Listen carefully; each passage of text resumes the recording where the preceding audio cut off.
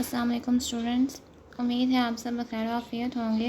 मैं हूं आपकी टीचर मिस कायनात और आज हमने बायोलॉजी का चैप्टर नंबर 4 स्टार्ट करना है, which is cells and tissues. इस चैप्टर के फर्स्ट हाफ में हम सेल्स के बारे में पढ़ेंगे और सेकंड हाफ में हम टिश्यूज़ के बारे में पढ़ेंगे। सेल्स के बारे में देखेंगे हम कि सेल को डिस्कवर कैसे किया गया, इसके अंदर कौन कौन से ऑर्गेनेल्स पाए जाते हैं, इसका स्ट्रक्चर कैसा है और इनमें कौन कौन से रिएक्शंस होते हैं। और सेकेंड हाफ में हम टिश्यूज़ के बारे में पढ़ेंगे। टिश्यूज़ में हम एनिमल टिश्यूज़ और प्लांट टिश्यूज़ को डिस्कस करेंगे। सेल, हमें पता है सेल क्या होता है, फर्स्ट चैप्टर में हम पढ़ चुके हैं। Cell is the basic unit of life. Cell जो है वो ज़िंदगी की इकाई है। अब इसका मतलब क्या है कि जितनी भी लिविंग थिंग्स हैं वो सेल पे कंसिस्ट करती हैं। और टिश्यूज़, सेल्स के मिलने से टिश्यूज़ बनते हैं। ठीक है, हमारा इस चैप्टर का फर्स्ट टॉपिक है microscopy and the emergence of cell theory. इस टॉपिक में हम देखेंगे introduction, definition of microscopy, magnification, resolving power, resolution of human eye. First topic देखते हैं, इसका इंट्रोडक्शन देखते हैं माइक्रोस्कोप का। अब फर्स्ट कंपाउंड माइक्रोस्कोप डेवलप की थी ज़कैरस जैनसन ने हॉलैंड में इन 1595। ठीक है, ज़कैरस जैनसन एक साइंटिस्ट था, इसने हॉलैंड में फर्स्ट कंपाउंड माइक्रोस्कोप डेवलप की थी। और ये माइक्रोस्कोप थी कैसी, जैसे आपको यहाँ पे पिक्चर में शो हो रही है। ये सिंपली एक ट्यूब थी जिसके दोनों एंड्स पे लेंसेज लगे हुए थे। ठीक है, और इनकी मैग्नीफिकेशन रेंज क्या थी, 3x to 9x। x यहाँ पे शो कर रहा है टाइम्स को। ठीक है, तो इसका क्या मतलब है कि कोई भी ऑब्जेक्ट अगर हम इस माइक्रोस्कोप के थ्रू देखना चाह रहे हैं तो ये माइक्रोस्कोप क्या करेगी, उस ऑब्जेक्ट को 3 times to 9 times हमें बड़ा करके दिखाएगी।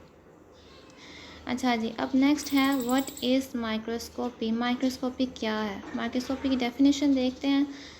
The use of microscope is called microscopy. Microscope का इस्तेमाल माइक्रोस्कोपी कहलाता है। जैसे कि आपको पिक्चर्स में शो हो रहा है, हम किसी भी ऑब्जेक्ट को ऑब्ज़र्व करना चाह रहे हैं, किसी भी स्पेसिमन को देखना चाह रहे हैं, तो अगर हम माइक्रोस्कोप के थ्रू उसको ऑब्ज़र्व कर रहे हैं तो हम कहेंगे ये प्रोसेस क्या कहलाता है, माइक्रोस्कोपी। अच्छा जी, नेक्स्ट है टर्म मैग्नीफिकेशन। अब माइक्रोस्कोपी में 2 इम्पॉर्टेंट टर्म्स इस्तेमाल की जाती हैं, मैग्नीफिकेशन और दूसरी है रिजॉल्विंग पावर। ये बहुत इंपॉर्टेंट टर्म्स हैं। सबसे पहले मैग्नीफिकेशन की डेफिनेशन देखते हैं। Magnification is the increase in the apparent size of an object and it is an important factor in microscopy. Magnification क्या है कि इसमें किसी भी ऑब्जेक्ट का जो अपेरेंट साइज़ है, जो साइज़ हमें आम आँख से नज़र आ रहा है, ये उसको इंक्रीज़ करके हमें दिखाता है। जैसे आपको यहाँ पे पिक्चर में शो हो रहा है, स्टैम्प है, स्टैम्प का अपेरेंट साइज़ तो छोटा है, लेकिन अगर हम इसे मैग्नीफाइंग ग्लास के थ्रू देखें तो इसका जो अपेरेंट साइज़ है वो इंक्रीज़ हो जाता है। ठीक है, तो मैग्नीफिकेशन, ये जो डेफिनेशन है ये क्या बता रही है हमें कि कोई भी ऑब्जेक्ट है उसका जो अपेरेंट साइज़ है वो इंक्रीज़ हो जाता है। अच्छा, जो नेक्स्ट डेफिनेशन है वो है रिजॉल्विंग पावर। अब रिजॉल्विंग पावर, इसके डेफिनेशन पहले देख लेते हैं। रिजॉल्विंग पावर और रेजोल्यूशन, रिजॉल्विंग पावर को हम रेजोल्यूशन भी कहते हैं, is the measure of the clarity of an image. ये क्या है, इसमें हम क्या देखते हैं कि किसी भी इमेज की क्लैरिटी क्या है, वो कितनी क्लियर है। जैसे कि आप मोबाइल में अगर कोई पिक्चर देखते हैं तो आप उसे जूम करके देखें, तो जूम करने के बाद अगर वो ब्लर हो जाती है तो हम कहते हैं कि ये जो कैमरा है इसकी जो रिजॉल्विंग पावर है वो कम है। लेकिन अगर वो इमेज ब्लर नहीं होती तो हम कहते हैं ये जो कैमरा है इसकी रिजॉल्विंग पावर ज़्यादा है, ये अच्छा कैमरा है। ठीक है, it is the minimum distance at which 2 objects can be seen as separate objects. ये मिनिमम डिस्टेंस है जिसमें हम किसी भी 2 ऑब्जेक्ट्स को एज अ सेपरेट ऑब्जेक्ट्स देख सकते हैं। ठीक है, अब इसकी एग्जांपल यहाँ पे आपको डायग्राम में तस्वीर में नज़र आ रही है। सबसे पहले अनरिजॉल्व्ड डॉट देखें तो यहाँ पे हमें क्या नज़र आ रहा है, एक ही डॉट नज़र आ रहा है। ठीक है, आम आंख से हम देख रहे हैं तो हमें सिंगल डॉट नज़र आ रहा है। कोई हमसे पूछेगा कि यहाँ पे कितने डॉट्स हैं तो हम कहेंगे कि ये सिंगल डॉट है। लेकिन अगर हम इसे माइक्रोस्कोप के नीचे देखें तो क्या होगा, सेकंड अगर आप देखें तो जिसके नीचे जस्ट रिजॉल्व लिखा हुआ है वहाँ पे हमें अब 2 डॉट्स नज़र आ रहे हैं। तो तो इसका क्या मतलब है कि हमें जो एक सिंगल डॉट नज़र आ रहा था, जब हमने उसको माइक्रोस्कोप के नीचे देखा तो उसने इसको हमें रिजॉल्व करके दिखाया और हमें क्या नज़र आ रहे हैं अब 2 डॉट्स। ठीक है, तो ओरिजिनली ये सिंगल डॉट नहीं था, लेकिन ये 2 डॉट्स थे जिसको हमारी आँख सेपरेट नहीं देख पा रही थी, तो माइक्रोस्कोप की हेल्प से हमने उसे सेपरेट देखा। लेकिन अगर हम कोई मज़ीद अच्छी माइक्रोस्कोप यूज़ करें जिसकी रिजॉल्विंग पावर ज़्यादा है, तो ये 2 डॉट्स फुली रिजॉल्व्ड फॉर्म में हमें नज़र आएंगे। तो रिजॉल्विंग पावर क्या है? ये मिनिमम डिस्टेंस है 2 ऑब्जेक्ट्स के दरमियान, जिस 2 ऑब्जेक्ट्स के दरमियान ये मिनिमम डिस्टेंस है जिसके थ्रू हम इन ऑब्जेक्ट्स को सेपरेट देख सकते हैं। ठीक है, तो रिजॉल्विंग पावर या रेजोल्यूशन माइक्रोस्कोप की जितनी ज़्यादा होगी उतना ही हमें ऑब्जेक्ट जो है वो सेपरेट नज़र आएगा, उतना ही हमें क्लियर नज़र आएगा। अच्छा जी, अब एग्जांपल दी गई है ह्यूमन आई की। Human naked eye can differentiate between 2 points which are at least 0.1 millimetre apart. अब ह्यूमन आई उन्होंने कहा है कि ये 2 पॉइंट्स को डिफरेंशिएट कर सकती है, 2 पॉइंट्स को सेपरेट देख सकती है, और जिसका जो डिस्टेंस है वो 0.1 मिलीमीटर हो। ठीक है, कोई भी 2 पॉइंट्स हैं, अगर वो 0.1 मिलीमीटर डिस्टेंस पे मौजूद हैं तो हमारी आंख उनको आसानी से separate as a separate object देख सकती है, और ये हमारी आंख की रेजोल्यूशन है। ठीक है, रिजॉल्विंग पावर हमारी आंख की क्या है? 0.1 मिलीमीटर। अब आपने पीछे देखा है रिजॉल्विंग पावर की जो डेफिनेशन है उसमें क्या लिखा हुआ है? It is a minimum distance. ठीक है, डिस्टेंस का यूनिट क्या होता है? मीटर। तो मीटर के साथ बहुत से प्रीफिक्सेस यूज़ किए जाते हैं, मिली, डेसी, सेंटी, ठीक है, माइक्रो, नैनो। तो यहाँ पे जो प्रीफिक्स यूज़ किया गया है वो है मिली। ठीक है, तो 0.1 मिलीमीटर हमारी आंख की रेजोल्यूशन है। और अगर कोई भी 2 ऑब्जेक्ट 0.05 मिलीमीटर डिस्टेंस पे मौजूद हैं तो हमारी आंख उन्हें एज अ सेपरेट ऑब्जेक्ट नहीं देख पाएगी। अच्छा जी, ये तो होगी माइक्रोस्कोपी। अब हमने टॉपिक स्टार्ट करना है लाइट माइक्रोस्कोप। लाइट माइक्रोस्कोप आपको यहाँ पे पिक्चर्स में शो हो रही है फ्रॉम अर्लियर टू लेटेस्ट। ठीक है, सबसे पहले जो माइक्रोस्कोप थी वो दिखाई गई है, उसके बाद उसकी जदीद फॉर्म, और अब जो मज़ीद जदीद फॉर्म है वो यहाँ पे शो की गई है। अच्छा जी, लाइट माइक्रोस्कोप। लाइट माइक्रोस्कोप में सबसे पहले हम देखते हैं कि यहाँ पे लाइट कौन सी इस्तेमाल की जा रही है किसी भी ऑब्जेक्ट को ऑब्जर्व करने के लिए। तो हम यूज़ करते हैं विजिबल लाइट। विजिबल लाइट हम कहते हैं ऐसी लाइट को जो हमें आम आंख से नज़र आ रही है। ठीक है, तो विजिबल लाइट इस्तेमाल की जाती है स्पेसिमन को देखने के लिए। स्पेसिमन हम कहते हैं कोई भी ऐसा ऑब्जेक्ट जिसको हमने ऑब्जर्व करना है। It uses 2 glass lenses. अब इसमें लेंसेज कितने यूज़ हो रहे हैं? 2 लेंसेज यूज़ हो रहे हैं, और किससे वो बने हुए हैं? ग्लास से। ठीक है, ग्लास लेंसेज यूज़ हो रहे हैं। एक लेंस क्या करता है? वो हमें इमेज को बड़ा करके दिखाता है। One lens produce an enlarge image. ठीक है, इमेज को बड़ा करके दिखाता है। और सेकंड लेंस क्या करता है? इमेज को मैग्नीफाई भी करता है और हमारी आँख में वो इमेज बनाता है। ठीक है, या अगर हमने आँख से नहीं देखना, हमने उस इमेज की तस्वीर लेनी है तो वो इमेज बनाएगा फोटोग्राफिक फ़िल्म पे। ठीक है, यहाँ पे भी हमने क्या देखा कि लाइट माइक्रोस्कोप में जो लाइट यूज़ होती है वो है विजिबल लाइट, और यहाँ पे 2 ग्लास लेंसेज इस्तेमाल किए जाते हैं। एक लेंस जो है वो इमेज को बड़ा करता है, और दूसरा लेंस क्या करता है? वो इमेज को मैग्नीफाई करता है और प्रोजेक्ट करता है व्यूवर्स आई में या फोटोग्राफिक फिल्म में। अच्छा जी, यहाँ पे अब आपको लाइट माइक्रोस्कोप नज़र आ रही है। लाइट माइक्रोस्कोप में ये शो किया जा रहा है लाइट का पाथ। ठीक है, सबसे पहले लाइट मिरर से टकराती है और उसके बाद ये रिफ्लेक्ट होकर गुजरती है स्पेसिमन में से। स्टेज के ऊपर हम जो स्पेसिमन रखते हैं ना, उसमें से ये लाइट गुजरती है। स्पेसिमन में से गुजरने के बाद ये ऑब्जेक्टिव लेंस में से गुजरती है, उसके बाद ट्यूब में से गुजरती है, फिर ये आई पीस में से गुजरती है, और हम आँख से अगर देख रहे हैं तो हमें वो ऑब्जेक्ट नज़र आता है। ठीक है, फिर हमारी आँख में से गुजरती है और हमें वो ऑब्जेक्ट जो है उसका जो इमेज है वो हमारी आँख में बनता है, तो हमें वो ऑब्जेक्ट नज़र आता है। अच्छा जी, अब नेक्स्ट डेफिनेशन अब हम देखेंगे माइक्रोग्राफ की। माइक्रोग्राफ हम कहते हैं a photograph taken through a microscope is called micrograph. Photograph जो है माइक्रोस्कोप के थ्रू ली जाती है उसे हम बोलते हैं माइक्रोग्राफ।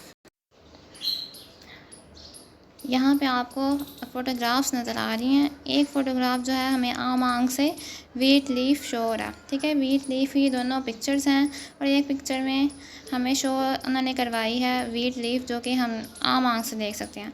और दूसरी पिक्चर में उन्होंने हमें दिखाया है माइक्रोस्कोप के थ्रू अगर हम वीट लीफ देखें तो उसका जो इंटरनल स्ट्रक्चर है वो हमें इस तरह से शो होगा। तो जो सेकंड पिक्चर है लेफ़्ट में वो माइक्रोग्राफ है, क्योंकि वो पिक्चर हमने माइक्रोस्कोप के थ्रू ली है। अच्छा जी, यहाँ पे आपको एक और एग्जांपल दी गई है। ये एग्जांपल आपकी बुक में भी है। लेफ़्ट पिक्चर जो है वो अमीबा की है और राइट पिक्चर जो है वो एलगी की है। ये दोनों पिक्चर्स माइक्रोस्कोप के थ्रू ली गई हैं और ये यूनिसेलुलर ऑर्गेनिजम्स हैं, ये हमें आम आंख से नज़र नहीं आते। नेक्स्ट है पावर ऑफ लाइट माइक्रोस्कोप। अब हमने लाइट माइक्रोस्कोप की मैग्नीफिकेशन पावर देखनी है और रिजॉल्विंग पावर देखनी है। लाइट माइक्रोस्कोप की मैग्नीफिकेशन पावर है 1500x। मैंने आपको पहले भी बताया है कि x जो है वो टाइम्स को शो करता है। इसका क्या मतलब है कि लाइट माइक्रोस्कोप के नीचे अगर हम किसी भी स्पेसिमन को ऑब्ज़र्व करें तो लाइट माइक्रोस्कोप उसे हमें 1500 टाइम्स बड़ा करके दिखा सकता है। अच्छा जी, अब हमें देखना है रिजॉल्विंग पावर को। रिजॉल्विंग पावर कितनी है लाइट माइक्रोस्कोप की? 0.2 माइक्रोमीटर। और 1 माइक्रोमीटर इक्वल होता है 1/1000 मिलीमीटर के, ठीक है। और जो स्मॉलेस्ट बैक्टीरियम का साइज़ है वो है 0.2 माइक्रोमीटर। मैंने आपको बताया था कि जो डिस्टेंस का यूनिट है वो है मीटर और इसके साथ प्रीफिक्सेस यूज़ किए जाते हैं। और माइक्रो यहाँ पे प्रीफिक्स यूज़ किया गया है माइक्रो, ठीक है। और इसको हम अगर कन्वर्ट करें मिलीमीटर में तो ये 1/1000 मिलीमीटर के इक्वल होता है। और स्मॉलेस्ट बैक्टीरियम का साइज़ 0.2 माइक्रोमीटर है। इसका मतलब है कि लाइट माइक्रोस्कोप के नीचे हम स्मॉलेस्ट बैक्टीरियम को ऑब्ज़र्व कर सकते हैं। लाइट माइक्रोस्कोप टॉपिक कंप्लीट हो गया। अब हम नेक्स्ट टॉपिक स्टार्ट करते हैं, इलेक्ट्रॉन माइक्रोस्कोप। इलेक्ट्रॉन माइक्रोस्कोप में हम सबसे पहले इंट्रोडक्शन देखेंगे। इलेक्ट्रॉन माइक्रोस्कोप जो है ये माइक्रोस्कोप की एडवांस्ड फॉर्म है, ठीक है। It is the most advanced form of microscope. सबसे पहले हमने लाइट माइक्रोस्कोप देखी, लेकिन अब जो है मज़ीद एडवांस फॉर्म बनाई गई है जो कि है इलेक्ट्रॉन माइक्रोस्कोप। और इसको हम EM से भी शो कर सकते हैं। इलेक्ट्रॉन माइक्रोस्कोप की एब्रीविएशन क्या है? EM, ठीक है। और इसमें इन्होंने कहा है कि ऑब्जेक्ट और लेंसेज, जो कि ऑब्जेक्ट है जिसको हमने ऑब्ज़र्व करना है और जो लेंस है जिसके थ्रू हम देखते हैं, ठीक है। ऑब्जेक्ट और लेंसेज दोनों को वैक्यूम चैम्बर में रखा जाता है। वैक्यूम चैम्बर हम ऐसे चैम्बर को बोलते हैं, ये बंद चैम्बर है, ठीक है। तो वैक्यूम हम ऐसे चैम्बर को बोलेंगे जिसके अंदर से हर किस्म की गैस या एयर को रिमूव कर दिया जाता है, ठीक है। तो ऑब्जेक्ट और लेंस कहाँ पे रखे जाते हैं? वैक्यूम चैम्बर में, और इसमें से पास करवाई जाती है बीम ऑफ इलेक्ट्रॉन। अच्छा जी, लाइट माइक्रोस्कोप में हमने कौन सी लाइट यूज़ की थी? Visible light. लेकिन इलेक्ट्रॉन माइक्रोस्कोप में हम बीम ऑफ इलेक्ट्रॉन्स यूज़ करेंगे। दैट्स वाई इस माइक्रोस्कोप का नाम रखा गया है इलेक्ट्रॉन माइक्रोस्कोप। और ये बीम ऑफ इलेक्ट्रॉन क्या करेगी? ये ऑब्जेक्ट के अंदर से पास कर जाएगी। इलेक्ट्रॉन्स जो हैं वो या तो ऑब्जेक्ट के अंदर से पास कर जाएंगे, ठीक है, या फिर वो ऑब्जेक्ट से रिफ्लेक्ट हो जाएंगे। इलेक्ट्रॉन्स पास थ्रू और are reflected from object and make image. Electrons या तो उसके अंदर से पास कर जाते हैं या रिफ्लेक्ट हो जाते हैं, टकरा के वापस मुड़ जाते हैं और इमेज बनाते हैं। अब ये दोनों चीज़ों में डिफरेंस क्या है ये हम देखेंगे अभी जब हम इलेक्ट्रॉन माइक्रोस्कोप की टाइप्स पढ़ेंगे। और हमने यहाँ पे लेंसेज कौन से इस्तेमाल करने हैं? क्योंकि इलेक्ट्रॉन्स हम यूज़ कर रहे हैं तो हम सिंपल लेंसेज इस्तेमाल नहीं कर सकते, जो कि हमने लाइट माइक्रोस्कोप में इस्तेमाल किए थे, ग्लास लेंसेज, जो कि विजिबल लाइट को डिटेक्ट कर सकते हैं। लेकिन ग्लास लेंसेज इलेक्ट्रॉन को डिटेक्ट नहीं कर पा रहे, इसलिए हम यहाँ पे इलेक्ट्रोमैग्नेटिक लेंसेज इस्तेमाल करेंगे जो कि इलेक्ट्रॉन्स को डिटेक्ट कर सकते हैं, ठीक है। और यहाँ पे इमेज कहाँ पे बनेगा? स्क्रीन पे बनेगा या फोटोग्राफिक फिल्म पे बनेगा? लाइट माइक्रोस्कोप में हमने क्या देखा था? इमेज कहाँ बन रहा होता है? हमारी आँख में इमेज बन रहा होता है, या हम फोटोग्राफिक फिल्म पे इमेज बनाते हैं अगर हमने इमेज लेना हो तो, ठीक है। लेकिन मेनली जो हम इमेज देखते हैं वो इमेज हमारी आँख में बनता है। लेकिन यहाँ पे हम डायरेक्टली आई के थ्रू इमेज इस स्पेसिमन को ऑब्ज़र्व नहीं कर सकते, क्योंकि हम यहाँ पे इलेक्ट्रॉन्स इस्तेमाल कर रहे हैं। इलेक्ट्रॉन्स अगर डायरेक्टली हमारी आँख में से गुजरें, जैसे कि लाइट पास कर रही थी, तो आँख तो डैमेज हो जाएगी। इसलिए यहाँ पे जो इमेज है वो फोटोग्राफिक फिल्म पे लिया जाता है। सेल्फ मेड कैमरा होता है इसमें इलेक्ट्रॉन माइक्रोस्कोप में, क्योंकि लेंस और ऑब्जेक्ट जो है वैक्यूम चैम्बर में रखे जाते हैं, ठीक है। तो हमारी तो वहाँ तक पहुँच नहीं होती, इसलिए वहाँ पे सेल्फ मेड कैमरा होता है जो कि इमेज कैप्चर कर लेता है। और यहाँ पे आपको इलेक्ट्रॉन माइक्रोस्कोप पिक्चर में शो हो रही है। अच्छा जी, अब पावर है इलेक्ट्रॉन माइक्रोस्कोप की, रिजॉल्विंग पावर इलेक्ट्रॉन माइक्रोस्कोप की 0.2 नैनोमीटर है। लाइट माइक्रोस्कोप की कितनी थी? 0.2 माइक्रोमीटर, लेकिन इलेक्ट्रॉन माइक्रोस्कोप की है 0.2 नैनोमीटर। और 1 नैनोमीटर इक्वल है 10 लाख मिलीमीटर के, ठीक है।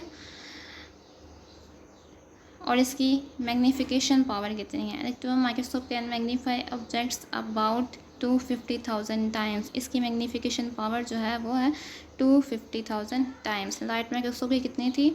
1500x, ठीक है। यहाँ पे 250,000x है इसकी मैग्नीफिकेशन पावर। इसका मतलब है कि जो इलेक्ट्रॉन माइक्रोस्कोप है ये 1000 टाइम्स बेटर है लाइट माइक्रोस्कोप से। ये हमें 250 टाइम्स इमेज को बड़ा करके दिखा सकती है। अब हमने देखनी है इलेक्ट्रॉन माइक्रोस्कोप की टाइप्स कितनी हैं।